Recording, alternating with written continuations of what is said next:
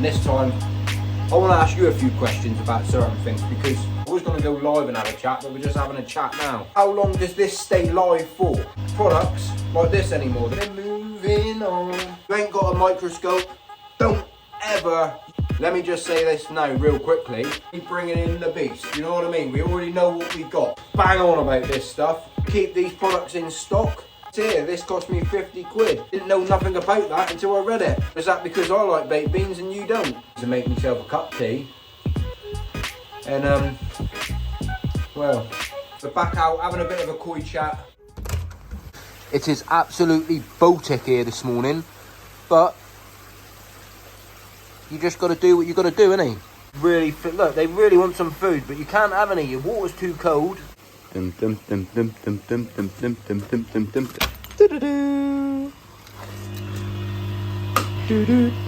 then, ladies and gentlemen, we're back out in the filter house. We're back out having a bit of a koi chat, bit of a discussion more than anything, just going through one thing or another. Always on this channel, I always talk about what I do, the reasons why I do it. And in this little vlog, I really want to know down in the comment sections some of the things. If you do it yourself, do you use these products that I'm going to be starting talking about? Just if you agree with some of the things I'm saying. To start with, top subject on this video is about clays. Any sort of clay. I'm not branding a certain clay, which one's better than others and does one work better than this one. I'm just talking about in general, do you use any type of clay in your pond? And if you do, what benefits do you find that you get from it? What results do you get from it? And do you find any benefits that it gives the koi? So to start with, long story short, for the people that don't know me, I used to absolutely bang on about this stuff, especially this stuff. Week in, week out, I used to use it in my old pond every single week, regular basis, every Sunday. Soon as it got to about 5-6 o'clock in the evening, after I'd done all my videos, bang it in, wake up the next day, take out my filter floss, because I used to bang loads of filter floss out back in the day. I used to go for a 5-meter roll of filter floss every single month in the top of my shower, because it collected all of this stuff, and then I banged it out the pond, and it worked an absolute dream. The water clarity in my old pond on mechanical filtration was absolutely perfect. I nailed it off to a T. The reasons why I used to use a lot of clay is because I found the benefits from it. As soon as I used to put it into the water, especially this one, it would milk up the water. A couple of hours, you started seeing it change colour. You used to like think, oh, is this actually going to get my pond clean or not? Because it says it does clarity, improves health to the koi, puts minerals into the water. You can't test what minerals that it's putting into the water, you just can't test it. There's nothing to test that. That being said, what I found with clarity reasons, because I used it every single week, I took it out with filter floss, I saw massive benefits in my water. The filtration that I had on my old pond was a complete different system. It worked in a different way. I'll tell you one thing for fact now at the moment. Since I've been running the pond that I'm running at the moment, since this year, I haven't put in one bit of clay at the moment. I haven't added one bit of clay whatsoever, and I have seen over the last month no difference in clarity to this pond, to this water quality that I've got. That's just me being dead honest with you. I have seen no difference at all. That being said, is it because this pond's different? It's a different system, it's a different way of filtering a pond. As soon as the muck goes to the pond, with having a drum filter like I've got, it gets washed straight out, so I'm not never holding or storing any muck. Am I losing benefits by not putting the minerals into the water now? I don't know, but I haven't seen any difference in the koi, in the health. It is still early days, but I'm just trying something and I'm not using it. But I want to know from your opinion, if you use it still.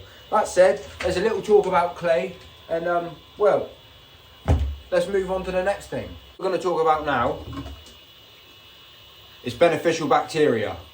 Loads of different brands available in the market, loads of different types that you can get your hands on. I'm not specifically talking about a type of brand or a type of product or naming an individual brand. I'm talking about beneficial bacteria. Do you ever use it in your koi pond, and why do you use it? So beneficial bacteria, there's one thing I've always wondered on my mind, is they always call this live beneficial bacteria. Live bacteria gel that helps new ponds and filters. I've always ever used it myself. I've always ever used it because I have seen benefits in it, whether that's because I put it in and over time the water's just got better anyway, or is it because I put it in and it actually does work. Well, the thing that gets me the most is that if this is live, the thing that I don't understand, if it's live, to keep beneficial alive, beneficial bacteria alive, surely that beneficial bacteria needs food to survive. Is that in that product? I don't know. I'm not an expert. I'm just asking your opinion. Some of the things that go through my mind sometimes. How long does this stay live for? How long does the beneficial bacteria stay live for? It's got a date on it saying that it's best before the 20th of 2023. This one's got a date on it saying that it's best before August 2023. Does it say once opened how long do you have to keep the product for? I can't find that information on here. And NT Labs filter bugs, it hasn't even got a date on the product. I can't see a date on it anywhere. I've looked 2 or 3 times. I can't see a date. I see a batch number, but I see no date. Do any of you guys use it? What do you use it for? And when do you start using it? Something that I've always ever kept in stock myself here on my koi shed. Something that I've always ever used.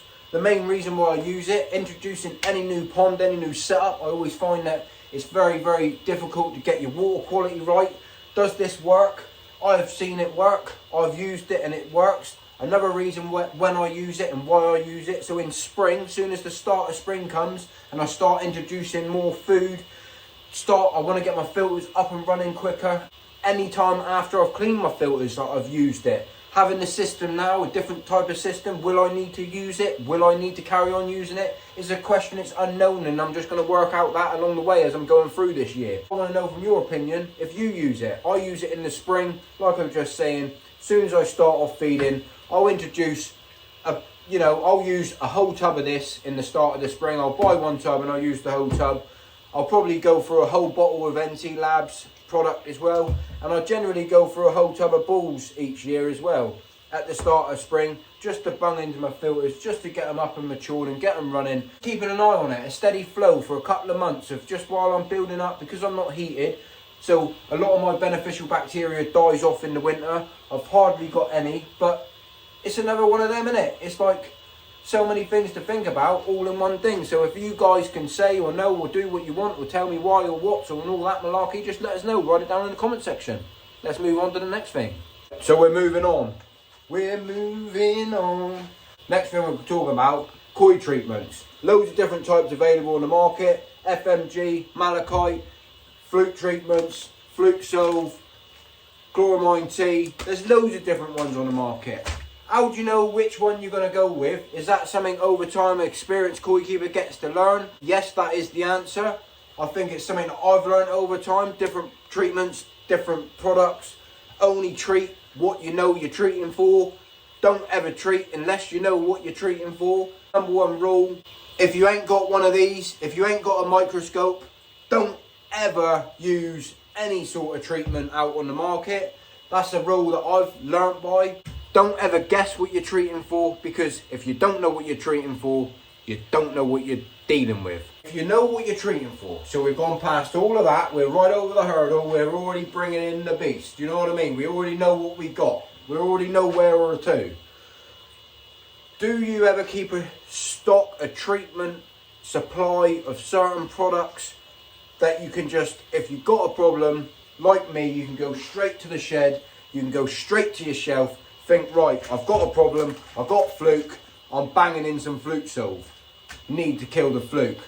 Or do you wait until you've got a problem and then order the product offline? Which, let me just say this now real quickly, last year when everyone had a massive problem with fluke and they couldn't get hold of fluke solve nowhere, and you had to deal with fluke and you had to resort to a product that, I'm not saying fluke solve is the best, but I find in my opinion fluke solve is one that works the best for what I've had to deal with. It's last year where everyone had a trouble with fluke, they couldn't get their hands on fluke solve, sold out everywhere. Is that a case of because you should have had it in stock? If you had a problem when you knew that you had a problem, whack, I got it on my shelf, I can put it in. But I also see the benefits for people not holding things in stock. Because like this treatment here, Fluke M, I bought this thinking that I needed it. because I couldn't get me Fluke Solve at the time when I bought it. I managed to get me Fluke Solve. I never used this, and this actually goes out of date. It says best before the 11th of 2022. So I've still got this season to use it, but if I don't use it this season, then it's out of date, and that's 50 quid down the drain. Will it go out of date? Why does it go out of date? It's a brand new product. What makes it go off? Does it go off? Can you still use it? Do we stick by everything what's on a date these days like we do with our food? Or is the product still good enough to use? I don't know. Do you keep these products in stock? These products in stock just in case you need to use them? Is it worth keeping them in stock? How many do you keep in stock? Obviously, you know I do. This cost me 50 quid. I bought it because I got such a low KH in my pond. It's a product that I can't use in my pond unless I up the KH. I didn't know nothing about that until I read it. It's one of them situations. It's another debate, innit? It's another talk about, it's another listen to, it's another this and that and all of that. And it just, in this koi world, it just makes you think to yourself, who is the expert? Does anybody know what to do? Is there anybody out there that knows everything? It's one of them hobbies that you're always ever going to be learning, and the reasons why, what's and when's. One of them, innit? That said, I'm going in, because I need to make myself a cup of tea. And well, I'll see you on the next one.